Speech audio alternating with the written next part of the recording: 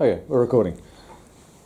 Right, so trigonometry. Now, trigonometry deals with right angle triangles, so this is a bit of a recap really of what we were looking at last year. So trigonometry.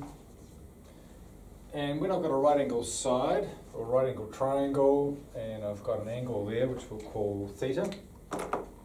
You can use whatever you like, it doesn't have to be theta. But we have to have an angle. So we've got a right angle triangle with a marked angle, and once we know that, we can label the other side. So that's the hypotenuse, which is the longest side. This is the opposite side, right, because it's opposite the angle that we're considering. And the adjacent side, remember adjacent sort of means next to or beside, and that's beside the right angle and that marked angle. So that's how we need to do that. So this was, you've had this really since year 10. And we use these following ratios, which you need to memorize. The sine of theta, opposite over the hypotenuse. The cosine of theta, adjacent over the hypotenuse. And the tangent of theta is equal to opposite over adjacent. I'll put those things in a box because those things you just have to know. You need to memorize them. If you haven't memorized them, there's your homework for tonight, is that you draw that triangle and you write those ratios out and again and again and again until you know them off by heart. There is your Sokotoa shortcut if you forget, but it needs to be, moving forward from here, it needs to be automatic. It's like your times tables, okay? So these are your times tables for trigonometry. It's something you've just got to know. So once we have these, we can solve problems, all right? So you've got three things. You've got the side, you've got an angle, you've got a side and another side. And we rearrange these equations to solve particular problems where there's something missing, like a side or an angle. So let's start with an example. I'll make that example 1. Here's my right angle triangle because it's got a right angle in it. This is 51 meters. I've got an angle 61 degrees. And what I want to know is I want to know what that missing side X is right there. I find it helpful to label those sides. This is the adjacent side, right? So don't always think the adjacent side's at the bottom. The adjacent side is between those two angles, which I've got there. And this is the hypotenuse. So I'm using this one. Yeah. So it's a good idea just to copy that formula out. A over H, and then fill in the bits that we know. So the angle is 61, so it becomes the cosine of 61. A is 51, and then H, which is the hypotenuse, is X that we're trying to find out. And we rearrange. So we just rearrange this thing. So X is equal to 51 over the cosine of 61 degrees. And with our calculator, we can just go ahead and work out what that's equal to. So we can do that, friction button, 51, and cosine of 61. Goodness me, I can't believe it. And we get 105, we'll go 105.2. And the unit is meters. So that's kind of the process. You need to do that every time. Again, you've done that a ton of times already. This is really just a quick reminder for you. I'll do one more. Let's have a look at one where we're trying to find an angle. Actually, I should check is my calculator set to degrees here. So that makes sense anyway. It should be longer than that. So second example. Here I've got a triangle, angle theta there, I've got 16 millimeters to 9.5 millimeters there. Okay, so some of you can just see. You can see that, look, what I've got there is I've got opposite and adjacent, therefore I'm using tangent. Okay, if you can see that, fantastic, then you don't have to write those down. I think it's good just while you're getting used to it. I should tell you that that's a right angle triangle. And this then is the opposite side, that's the adjacent side So we're using tangent, okay? But get used to, okay? And you will get used to it if you do enough of them. The more you do, the easier it'll become, and you'll start to see. So therefore the tangent of theta is equal to opposite over adjacent. Write it out, fill it in. Well, theta's what I'm trying to find. And then I've got a couple of things. I've got 9.5 over 16. And there's no need to rearrange, although what I've got to do is I've got to undo the tangent or inverse tan. That becomes tan negative 1, 9.5 over 16. And that's what's put on the calculator. So you use the shift button on there, shift tan. And I've got tan negative 1, friction button, 9.5 all over 16, close the bracket because it's a good thing to do. And here we get an angle, which tells me I'm going to round that. Usually when we're dealing with angles, unless you're asked otherwise, the angles are going to be to the nearest degree. And so there it is. Right, your turn. Okay, don't copy these notes down yet. I want you to do these, please. I'll leave them up there so that they're available for you, but I want you to work out these. So examples 3 and example 4 is for you. So go and work out, it's 50 degrees, that side x, and that side y. And I've got 63 meters there. So I want you to find both those sides, x and y. And this one here,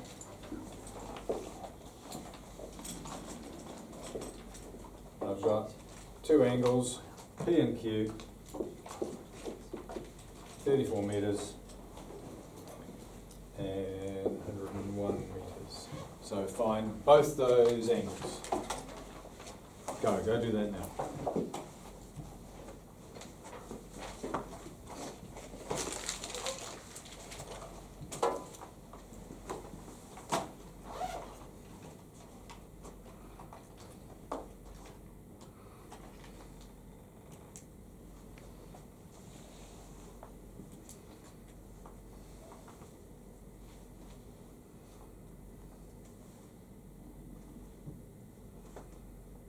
I will just very slowly work these on the board so you can look up to check, but only look up if you need to.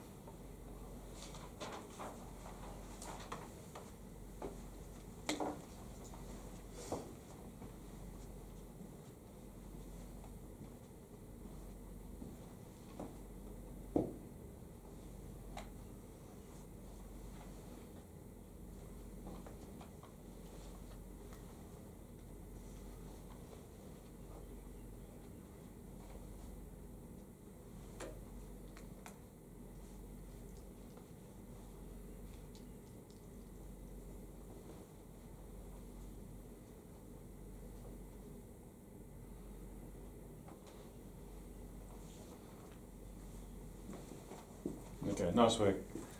Keep going. Again, I'll do this one. I'll just work that one through.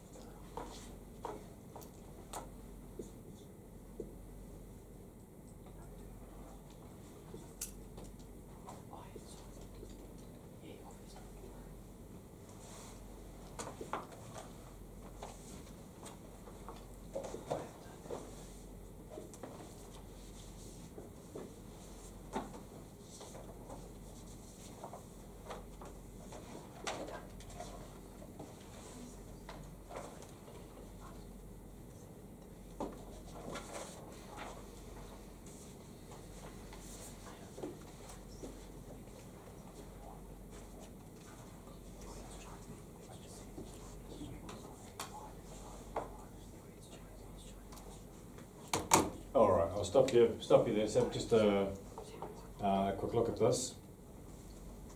So, two sides to find. So we're starting with y here, and notice that according to this angle, that's the opposite side, that's the adjacent side. So the sine 50 is y over 63, and we work that through, and we get 48.3. Now, what other way? So I did go and then use the cosine to work out x, which is 40.5.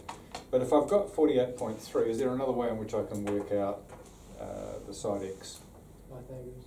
Yeah, Pythagoras. Okay, so you can use Pythagoras too. So, but I figured actually there's probably not similar amount of work in there, and seeing we're mucking around with trigonometry, we may as well carry on. Okay, this one here, so I've got two angles. I didn't want to label this one because opposite and adjacent will switch, won't they, depending on which angle we're considering.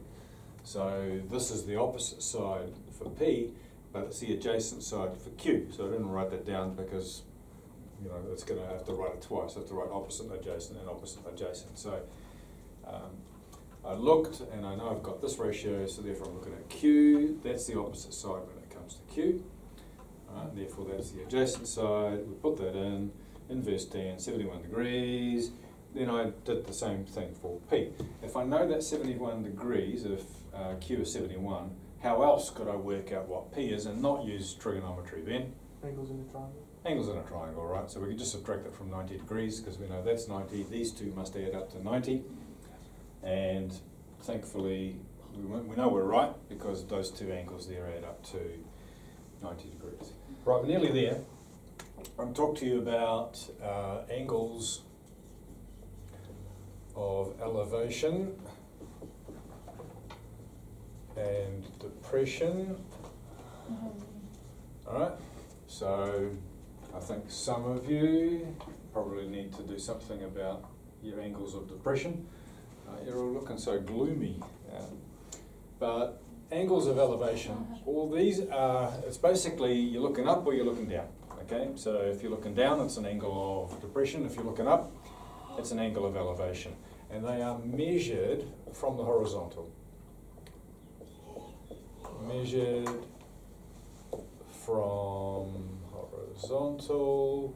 So if we've got an example here, there's someone, there's an aeroplane propeller.